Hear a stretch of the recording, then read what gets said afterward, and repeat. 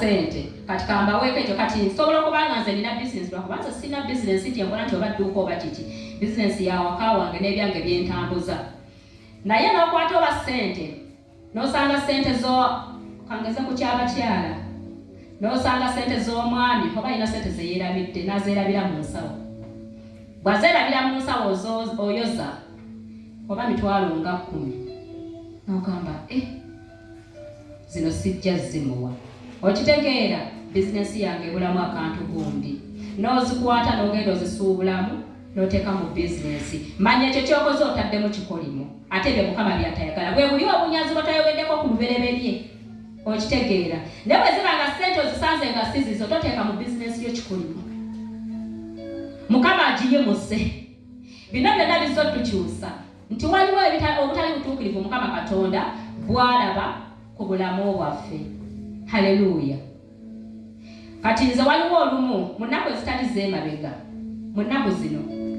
nasanga emitwalo 10 nga giri mu nnyumba akyanga genda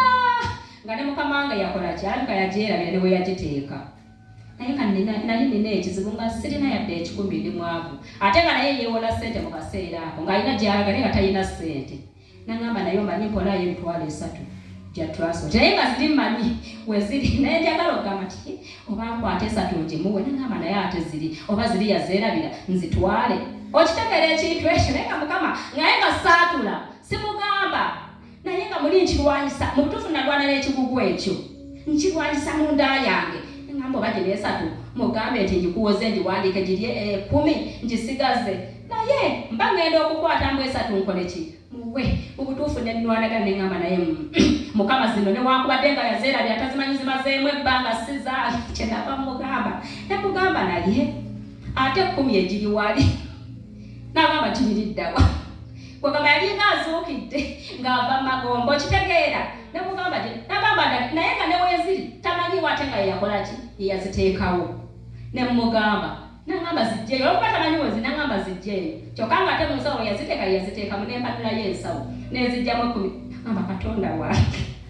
naye sibakubanagana na kigugu ekyo nandibadde mubbi bwebubbi buli mukama bwakola ki mu nyumba ya mukama tuli banyazi tuli beezi tuli bankwe okitegeera ekyo bannange n'ekirwanyisa nedaba nga ate mukama asumuludde obulamu bwange naye bwe yansumulula mu bbanga ttono mukama n'abaaka tekyankubako nga sikikoleredde. Haleluya kubanga wali nayitawo n'empaguza naye bakubba 10 eyo ekyamazima gyagisse n'omukisa gwange mu linnya erya Yesu abooluganda tukole katonda kyayagala.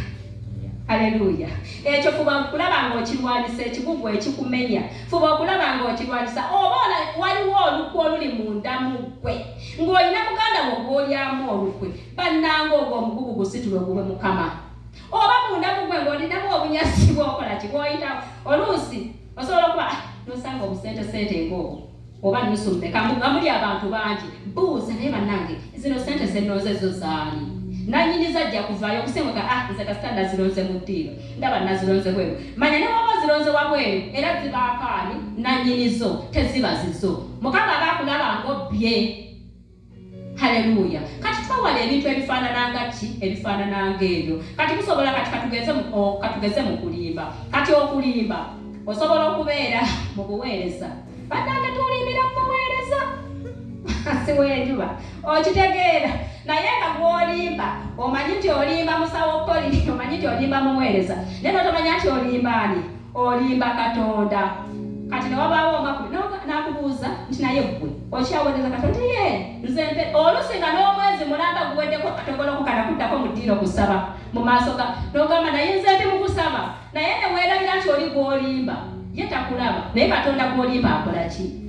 akulaba. Bannange tujjewo obulimba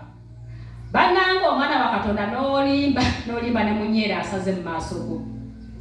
tujjewo obulimba. Mukama wayogeredde ku bulimba n'agamba obulimba buli omu alimba munne tewali ayogera ng'ayogera kyamazima tewali agamba ng'agamba munne ekyaki ekyensonga wabula tutambulira mu bulimba tutambulira mu bunnanfuusi tutambulira mu buyombi tutambulira mu mpaka. Bannange gye emigugu tetugisobola tugyetikkule tugiwe katonda waffe bino byonna birema okujja ku bulamu bwaffe. waliwo endwadde Mukama z'asobola okuteeka ku bulamu bwaffe oba amawanga bwobba Mukama agolokosa obwavu ku bulamu obwo n'obeera mwavu obw'obukonvuba naye yandibadde akuwa abaako kyakukolera oba ogamba ti bambi gundi kamukole bwetide bweti olw'okuba obbi ne Mukama omukisa akuggalira. Haleluya. Kati eryo eggwanga ery'obubbi oba ebyokucyakula mulimu obuntu omuntu bwagenda ng'anyakula naye ng'ekyamazima mulokole ye n'asigalamu obwo obutegeera obwo obuntu obutonotono obusigala mu mutima gwe nga ne bwasanga kasooli w'omuntu omusiri anulayo omunwe n'agukuba poke naye ng'ate mulokole okitegeera